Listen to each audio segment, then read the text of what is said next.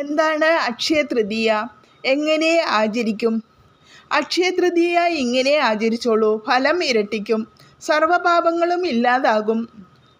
വൈശാഖമാസത്തിലെ വിശേഷ ദിവസങ്ങളിൽ ഏറെ പ്രാധാന്യം നിറഞ്ഞ ഒന്നാണ് അക്ഷയ തൃതീയ. വൈശാഖമാസത്തിലെ ശുക്ലപക്ഷത്തിലെ 3-ാമത്തെ തിഥിയാണ് അക്ഷയ തൃതീയ എന്ന് അറിയപ്പെടുന്നത്. അക്ഷയ തൃതീയ ദിവസം ചെയ്യുന്ന സൽക്കർമ്മങ്ങളുടെ ഫലം ക്ഷയിക്കില്ല എന്നാണ് വിശ്വാസം. അക്ഷയ തൃതീയ ദിനത്തിൽ അനുഷ്ഠിക്കുന്ന കർമ്മങ്ങളുടെ ഫലം അക്ഷയമാകയാലാണ് അക്ഷയ തൃതീയ എന്ന പേരുണ്ടായത്. വിഷ്ണുധർമ്മസൂത്രത്തിലാണ് അക്ഷയ തൃതീയയെക്കുറിച്ചുള്ള പരാമർശം കാണുന്നത്. മത്സ്യപുരാണത്തിലും നാരദീയ പുരാണത്തിലും അക്ഷയ തൃതീയയെപ്പറ്റി പ്രസ്താവിച്ചിട്ടുണ്ട്. ഭവിഷ്യോത്തരത്തിലും അന്ന് ചെയ്യപ്പെടുന്ന ദാനം, ജപം, സ്വാധ്യായം, പിതൃതർപ്പണം എന്നീ കർമ്മങ്ങൾ അക്ഷയഫലപ്രദമാണെന്ന് പറഞ്ഞിരിക്കുന്നു. ദേവന്മാർക്ക് പോലും ഇത് വന്ദനീയമാണ് എന്ന് പ്രകീർത്തിക്കപ്പെട്ടിരിക്കുന്നു. അന്ന് യവം കൊണ്ട് ഹോമം നടത്തുകയും വിഷ്ണുവിനെ അർച്ചിക്കുകയും ദ്വിജാതിയേക്ക് യവം ദാനം ചെയ്യുകയും ശിവൻ, ഭഗീരഥൻ മുതലായവരെയും ഗംഗ, കൈലാസം എന്നിവയും പൂജിക്കണമെന്ന് ബ്രഹ്മപുരാണത്തിൽ പ്രസ്താവിച്ചിട്ടുണ്ട്.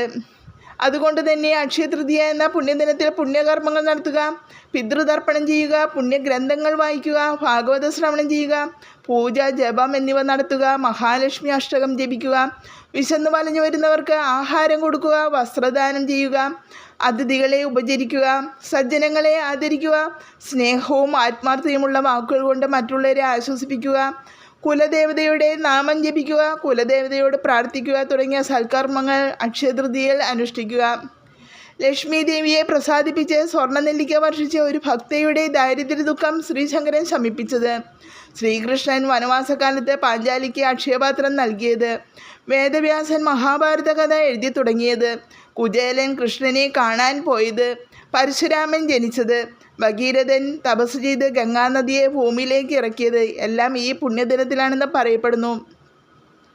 ഈ ദിവസം പുണ്യകർമ്മങ്ങൾക്ക് വിഷ്ണുവിൻ്റെ ദർശനം ലഭിക്കുമെന്നും സർവ്വപാപങ്ങളിൽ നിന്നും മുക്തി പ്രാപിക്കുമെന്നും പുരാണങ്ങളിൽ പറയപ്പെടുന്നു. ഈ സുദിനത്തിൽ വ്രതാനുഷ്ഠാനങ്ങളോടെ ശ്രീകൃഷ്ണ ഭഗവാനെ ധ്യാനിച്ച് പാപമോചനം പ്രാപിച്ച പലരുടെയും കഥകൾ പുരാണ ഇതിഹാസങ്ങളിൽ വിവരിക്കുന്നു. വിഷമഘട്ടത്തിലായിരുന്ന ദേവേന്ദ്രനോട് ബൃഹസ്പതി ഉപദേശിക്കുന്നത് ഇപ്രകാരമാണ്: ഇന്ദ്ര, ഒട്ടും വിഷമിക്കേണ്ടതില്ല. അക്ഷയതൃതീയയിൽ യഥാവധി സ്നാന, ദാന, വ്രതശുദ്ധിയോടെ ഭഗവാനെ ഭജിച്ചാൽ എല്ലാ പാപങ്ങളും നശിക്കും. ദേവദേവനായ പരമാത്മാവിൻ്റെ പ്രീതി ലഭിക്കും. ജൈനമതക്കാരും ഹിന്ദുക്കളും ഒരുപോലെ ആചരിക്കുന്ന അക്ഷയതൃതീയ ഇന്ത്യയിലൊരു പ്രധാന വസന്തകാല ഉത്സവമാണ്. ഹിന്ദു പഞ്ചാംഗത്തിലെ വസന്തമാസത്തിലെ അല്ലെങ്കിൽ വൈശാഖമാസത്തിലെ 3-ാം ചാന്ദ്രദിനത്തിൽ നിന്നാണ് ഇതിന് ഈ പേര് ലഭിച്ചത്. എന്നിരുന്നാലും ഈ വർഷം ഗ്രിഗോറിയൻ കലണ്ടർ അനുസരിച്ച് ഉത്സവം 2025 ഏപ്രിൽ 30-ന് നടക്കും. വൈശാഖമാസത്തിലെ ശുക്ലപക്ഷത്തിലെ ചന്ദ്രൻ്റെ വളർച്ചാ ഘട്ടത്തിലെ വീഴ്ചയ്ക്ക് കാര്യമായ പ്രാധാന്യമുണ്ട്. സംസ്കൃതത്തിൽ അക്ഷയ എന്ന പദം അനന്തമായ അല്ലെങ്കിൽ ശാശ്വതമായതിനെ സൂചിപ്പിക്കുന്നു. ഈ ദിവസവുമായി ബന്ധപ്പെട്ട അതിരുകളില്ലാത്ത ഭാഗ്യത്തെയും സമൃദ്ധിയെയും പ്രതീകപ്പെടുത്തുന്നു. ഒരു ബിസിനസ് ആരംഭിക്കുക, ഒരു പുതിയ ജോലിയിൽ പ്രവേശിക്കുക, അല്ലെങ്കിൽ ഒരു പുതിയ താമസ സ്ഥലത്തേക്ക് താമസം മാറുക തുടങ്ങിയ പുതിയ സംരംഭങ്ങൾക്ക് തുടക്കം കുറിക്കാൻ ഇത് ഒരു ഉചിതമായ സമയമാണെന്ന് വിശ്വസിക്കപ്പെടുന്നു. കൂടാതെ ജീവിതത്തിൽ പുരോഗമിക്കുമ്പോൾ നമ്മുടെ മരിച്ചുപോയ പൂർവികരെ ആദരിക്കാനും ഓർമ്മിപ്പിക്കാനും ഇതൊരു ഓർമ്മപ്പെടുത്തലായി വർത്തിക്കുന്നു. പുതിയ എന്തെങ്കിലും തുടങ്ങാൻ ഏറ്റവും നല്ല ദിവസങ്ങളിലൊന്നായി ഈ ദിവസം കണക്കാക്കപ്പെടുന്നു. കുടുംബത്തിന് ഐശ്വര്യവും ഭാഗ്യവും കൊണ്ടുവരുമെന്ന് വിശ്വസിക്കപ്പെടുന്നതിനാൽ ആളുകൾ ഈ അവസരത്തിൽ സ്വർണം, വെള്ളി തുടങ്ങിയ വിലയേറിയ ലോഹങ്ങൾ വാങ്ങുന്നു.